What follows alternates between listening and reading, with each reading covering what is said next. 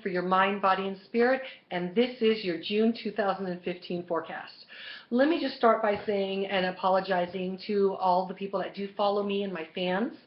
Like most of you, if you follow me, I recorded my last recording in, I believe it was April, and I didn't do May. And here I am doing June. So let me just talk a little bit about May and then we'll move forward. So as you know, we were coming off of two major eclipses. We had one on the 18th of March that had to do with in Pisces, had to do with our feelings, our spirituality, intuition. And then less than 2 weeks later, we had another eclipse. And we had it in Libra. So it had to do with our feelings and follow all of that stuff in partnerships, in relationships. So even like most of you guys, I mean, I'm still on my journey too. So this brought a lot of that focus as well. And so we're now reeling from that. Now, if you remember what I said from my videos, with eclipses, you'll either feel the energy or an event probably will happen either a month before or a month after. And so for me, I didn't have any losses, but I did have a lot of, reprioritizing my relationships, just like most of you. One of the big focus for me was my relationship with self as well, making sure I do my own self-care and taking care of myself. So I was really in the middle of that and extremely busy with seeing clients in May as well. So, like I said, we're now, it's with the eclipses either a month before or a month after. So in March, we were dealing with, in April, getting in touch with our feelings and figuring that out. How do we really feel about things? What's going on? But why are we getting, signs to do something different? And then in April, we're dealing with in May with partnerships. What partnerships are going to change and what direction they need to change in, or if they are even staying here at all. And the effects of our decisions and what was brought up during this time will last for 6 months. So we're now going in a new direction. So let's talk about June. Okay, let's start off the 2nd of June. We have a full moon in Sagittarius. So Sagittarius, he's the philosopher. He's the teacher. He's the student, foreign travel, foreign places, cultures, our belief systems, even our spirituality falls under the Sagittarian.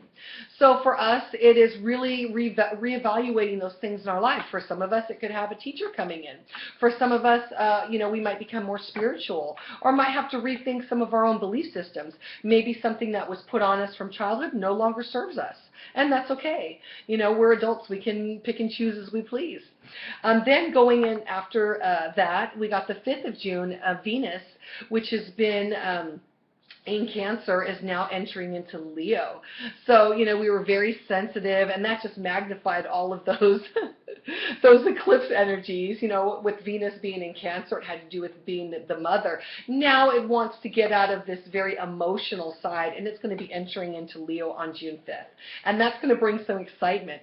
So that fire is going to warm things up. It's going to be very lively. Venus in Leo. So anybody who has Leo planets, Leo rising, and or like I said, anything in Leo, or their sun in Leo, moon in Leo, any other planets in Leo, is going to have this area of your life in your chart that Leo rules will now get illuminated. And Venus usually brings a lot of activity. It brings favorable. Venus makes things beautiful. Venus, it brings love. It brings all that kind of thing. So Leo rules drama, it rules romance, and it rules children. Theatrics, the actor. So Leo's going to bring a lot of light. We're leaving in this nurturing, moody, sensitive Venus. It's now going into something a little fiery. So that's going to lighten things up for us. Then on the 11th, Mercury, which, as you know, we're now in the Mercury retrograde. It's been in Gemini. We've had quite a few planets in Gemini. Sun, Mars. We've had quite a few. Mercury was in Gemini. Well, Mercury's been going direct. So Mercury going direct, especially in Gemini. And Mercury rules Gemini. It's a co-ruler to Gemini. Mercury rules Gemini and Virgo. And Mercury has to do with communications. It has to do with the internet. It has to do, Gemini is really about the conversations. It's about negotiation. A lot of direct communication. So a lot of that, for a lot of people, have been really challenging. People could be saying one thing and the other person, after you thought you made yourself clear, and completely interpret it another way. So communication during this time has been challenging for all of us, no matter what we do. You know, you say one thing, they hear another. And that's very common with the Mercury retrograde, especially in Gemini, because Gemini rules conversations.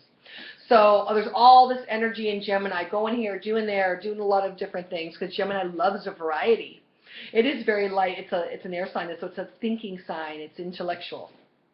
So with that, it's now going direct. So all those miscommunications, conversations, misunderstandings will now kind of, you know, be put by the wayside. They're going to smooth all out.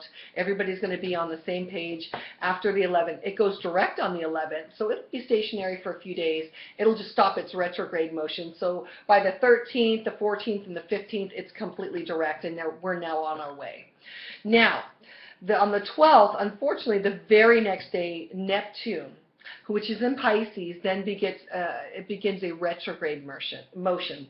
So retrograde, as we all know, it's just standing still. It's going to start revisiting a lot of things. It's in Pisces. So this, for people, anybody that's in the creative fields, because it's in Pisces, it has to do with intuition, your spirituality, mysticism. You know, all of us psychics are really going to get a burst of a lot of psychic stuff coming in, because that will activate all of that as well. So then it's going to be there for a while. You know, Neptune is a slow little moving planet, so it's going to be retrograde for a while. Then on the 14th, Saturn, which is already retrograde, it's already retrograde in Sagittarius, but on the 14th it enters back into Scorpio. Now we got an idea of what that was like in December 24th, I believe. Saturn left Scorpio and went into Sag. But for 2.5 years prior, we dealt with it in Scorpio. So if there's anything that, you know, depending on your sun, your moon, your rising, any planets in Scorpio, or whatever house it's in for you in your astrology chart, and I'm happy to take a look at that for you, is going to be revisited. So depending upon what kind of growth you've done as an individual, and Scorpio rules power, it rules control. Scorpio rules possession. It's death and rebirth. You know, what areas of your life did you need to let go of? And, you know, what areas, new directions did you need to begin? That's giving birth to something, new ideas, new directions.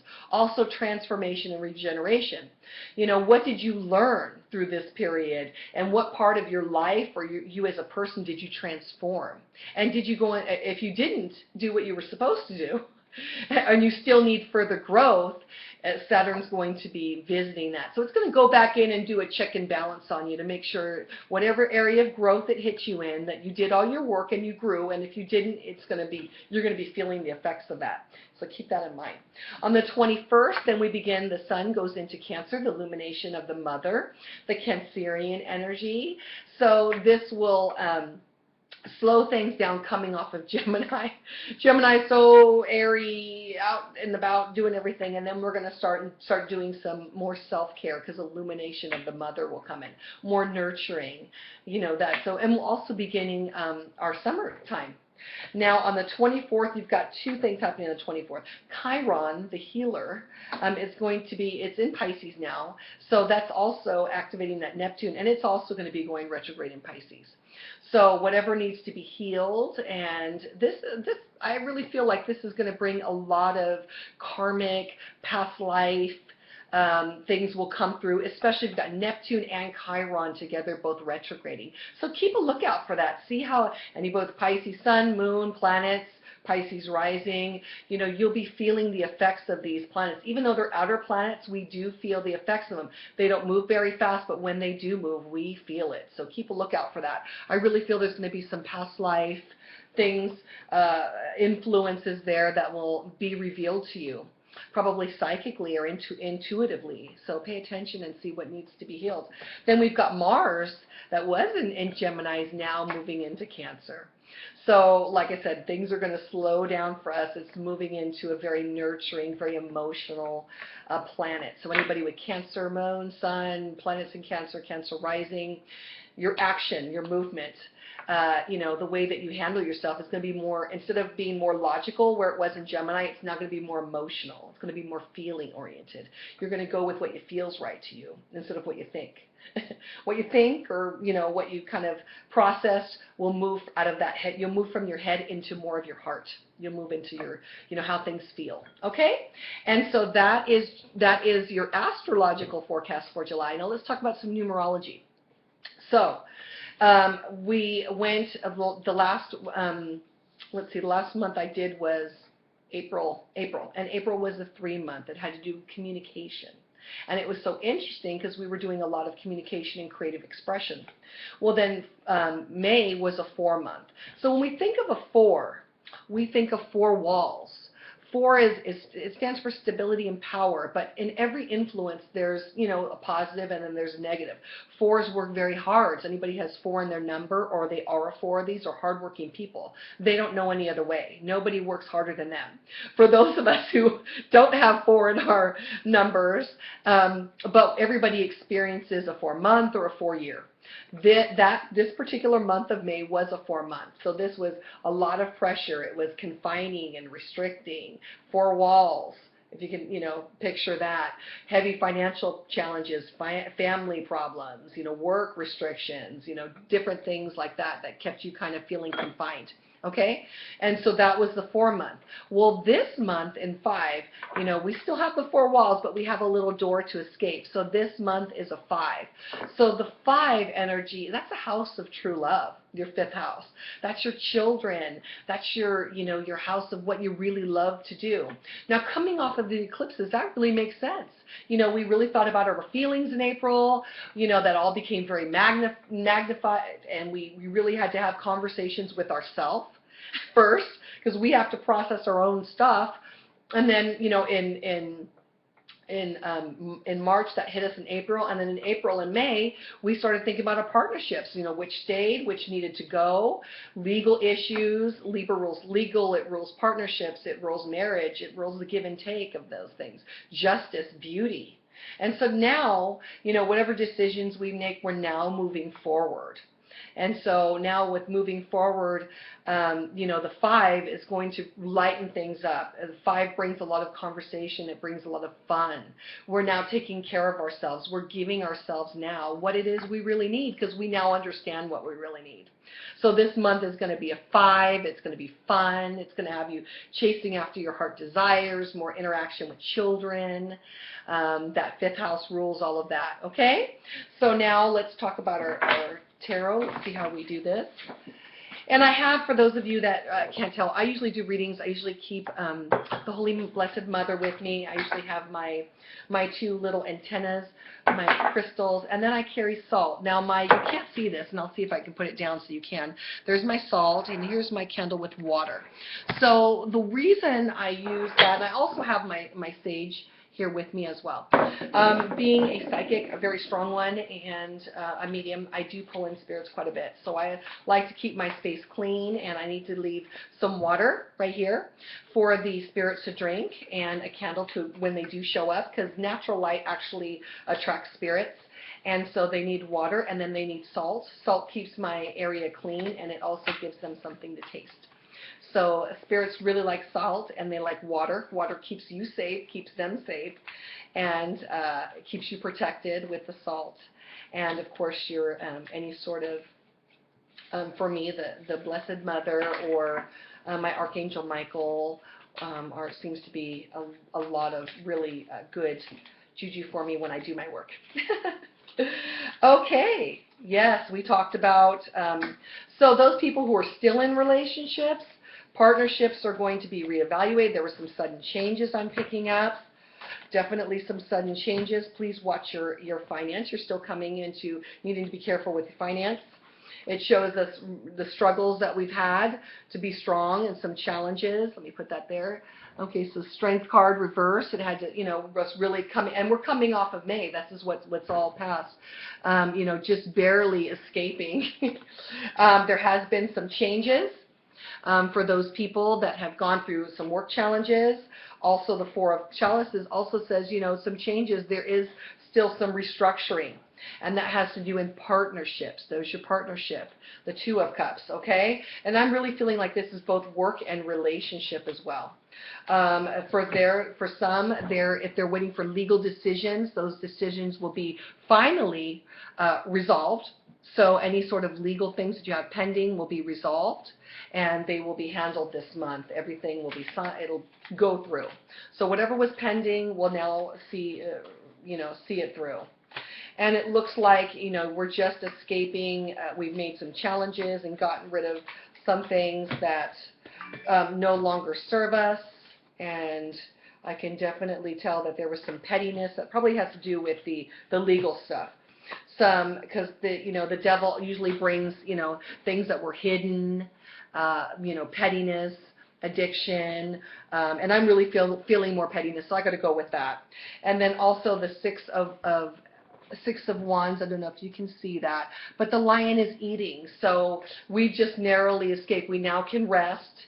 The wands aren't capturing us. This is things that we were able to save for ourselves, and we now have a moment of rest. And the Queen of Wands is bringing new opportunity. We made it through. We now have new direction. We also have the Clave of Pentacles, new opportunities. We have here new opportunities for money. So now it seems like, there is going to be some sort of changes with work, it sounds like, or new projects. And a lot of people are going to be going in new directions. And that includes in both their personal and their professional life. So this month is really going to be about tying up those loose ends, going forward, signing the dotted line, getting everything done. Okay, I'm going in a new direction, new job, new relationships, new you. So welcome to June. And once again, this is Gina with Complete Healing for your mind, body, and spirit. If you like this forecast, please like, subscribe, and share. And if you'd like to reach me for a reading, please message me. Or you can go to the link down below. There's my webpage and contact me. And I'll talk to you soon. Take care, and I'll see you in June. Bye-bye.